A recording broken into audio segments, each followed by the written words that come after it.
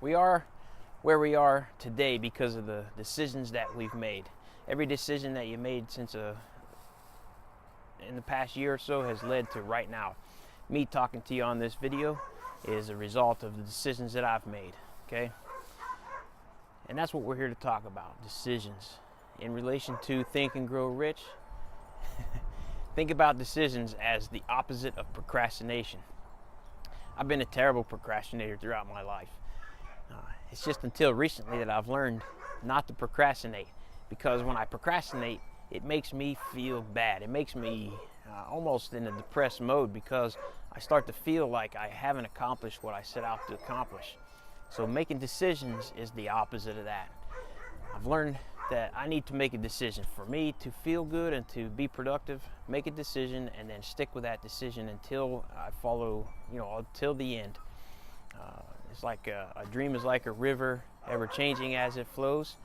And at each of those changes, decisions have to be made. Now, decisions become much easier if you know what direction you're going and where you're trying to get to. Decisions are easy once you know exactly where you're headed. So if somebody offers you an opportunity, it may not be for you, but you don't know unless you know where you're going.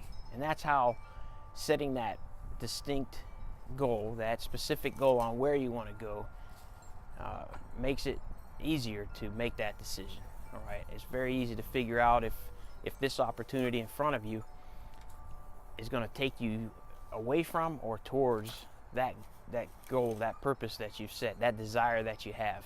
All right, a lot of people get sidetracked. I was one of them for a long time. I got sidetracked because I didn't know where I was headed necessarily. And so now that I've learned that, I want to be a speaker, coach, trainer. I know now every decision I make is based on that. Now, if you're somebody that's easily influenced by the opinions of others, all right, and that's another place where Les Brown said, someone else's opinion of you doesn't have to be who you are, all right? Don't let somebody else's opinion drive your decisions. If you do that, you'll probably find yourself never accomplishing your goals and where you want to go in life. So Napoleon Hill in the book notes that people that easily make decisions and stick to those decisions and don't flip-flop and change their minds a lot are the ones that are becoming most wealthy and most rich in life. And you can look around now at your life and see if that's what you see as well. I know that I do. People that flip-flop a lot on their decisions or don't make a decision quickly, they got to have all the information, or they got to have everything put in front of them before they can make a decision, oftentimes find that opportunity is already long past. Right? Now, that doesn't mean you're going to make inappropriate decisions or decisions immaturely, but again, knowing where you're going, you'll be able to figure out what the most important decision to make is, and you'll be able to do it quickly so that you can keep moving towards your goals and dreams. Learning to make decisions is pretty tough, right? Unless you know where you're headed, like I said. So once you know that where you're headed, you can easily set your life up in a way that decisions become easy. All right, having an accountability partner to help you when you say you're going to make a decision, with people that you let into your mastermind group or your circle of influence, people that you know have your best interest at heart all the time, you'll be able to make the decisions based on their counsel, okay? Not because they tell you it's the right thing to do or the wrong thing to do, but you'll take in what they say and then make your own decision. Ultimately, you're responsible for your decisions and where you go with those decisions. So, having people around you, you could think of it as, leveling up your decision making by bringing in other people, all right? Getting counsel from somebody like a mentor or a guide, a teacher, somebody that's already done or that works in that same area that you trust, and that not that you just trust because you know them a little bit, but they have a record of trust with you. They can help you make those decisions. But again, it comes down to you and your decision, that it's your decision to make, and you take responsibility for it. All right. If we can all do that, we'll find that success just starts to come into our lives. Think of a decision that changed history. Okay, think back to about the year 1775 when America was first being thought of, right? It was probably thought of way before that. It didn't just all of a sudden snap into place. It took a lot of people. You know, somebody had the idea and had to create that mastermind group, the founding fathers. Now, once that idea started circulating around themselves, think about the concept of that idea being let loose out of that mastermind group, around that small group of people. You think that they would have survived to see it come to fruition, to see the ends? Do you think that you know, that idea of, hey, let's rebel against England and make this country ours?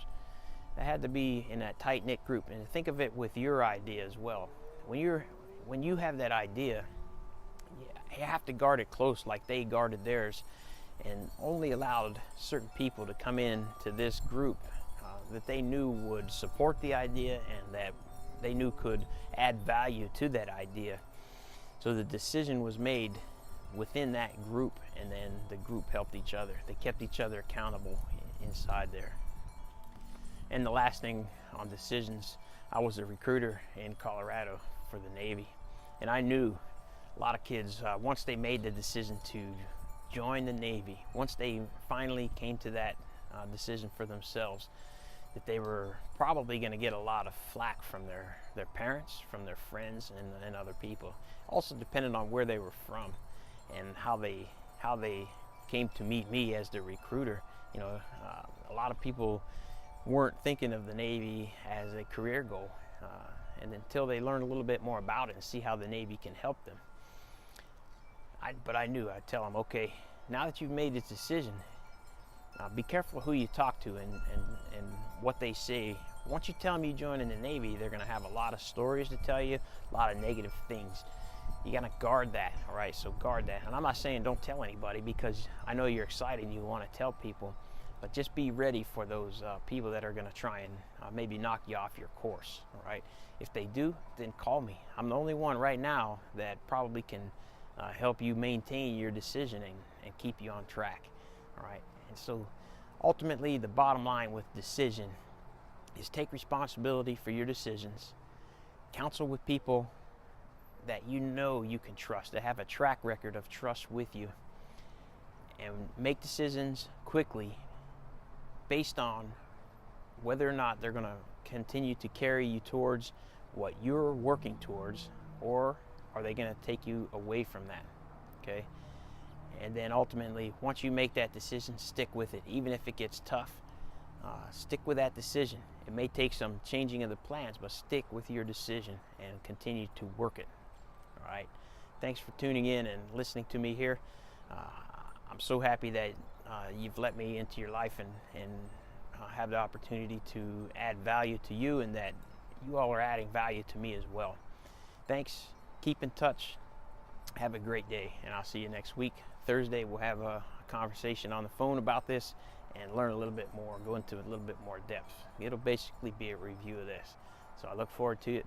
Have a great night. Bye.